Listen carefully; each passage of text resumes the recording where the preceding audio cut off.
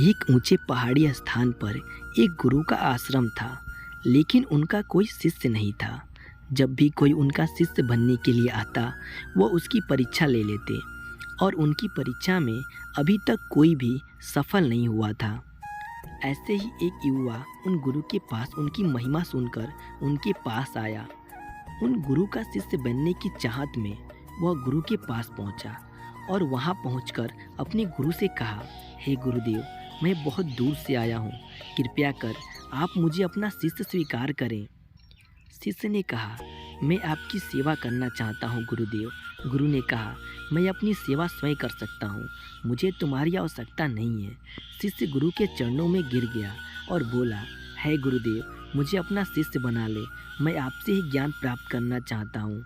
गुरु ने कहा, ठीक है, लेकिन मैं अज्ञानी को ही अपना शिष्य बना सकता हूँ, क्या तुम अज्ञानी हो? शिष्य ने थोड़ा सोचा और बोला, जी गुरुदेव, मैं पूर्ण अज्ञानी हूँ।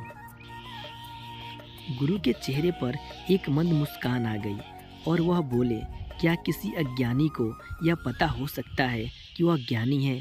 और जिसे पता हो वह अज्ञानी है, क्या वह वास्तव में अज्ञानी हो सकता है? क्योंकि यहाँ तो सभी अपना अपना ज्ञान बखारते रहते हैं। शिष्य चुप रहा, उसने कुछ नहीं कहा। गुरु ने कहा, ठीक है, अगर तुम मेरी परीक्षा में उत्तीर्ण रहे तो मैं तुम्हें अपना शिष्य अवश्य बना लूँगा। आज से तुम मेरे साथ रहोगे, मैं जो करूँ उसे ध्यान से देखना और समझना, लेकिन कोई प्रश्न मत पूछना। अगर तुमने प्रश्न पूछा तो तुम्हें यहाँ से जाना होगा, तुम्हें मुझ पर पूर्ण विश्वास करना होगा। शिष्य ने गुरु के शर्तों को स्वीकार किया। अगली सुबह गुरु शिष्य को लेकर एक नदी पर पहुँचे।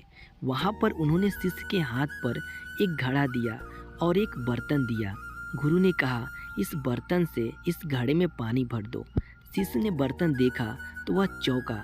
उसने देखा कि उस बर्तन से तो पानी उठाया ही नहीं जा सकता, क्योंकि उस बर्तन का निचला हिस्सा था ही नहीं। वह कुछ बोलना चाहता था लेकिन नहीं बोला। वह उस बर्तन से घड़े को भरने लगा, लेकिन बर्तन में न पानी आता और न ही घड़ा भरा। शिष्य का धैर्य जवाब देने लगा। शिष्य मन ही मन सोचता है, गुरुदेव पागल तो नहीं हो गए हैं, इस बर्तन से तो घड़ा जीवन भर नहीं भरेगा। आखिरकार शिष्य का धैर्य जवाब दे गया।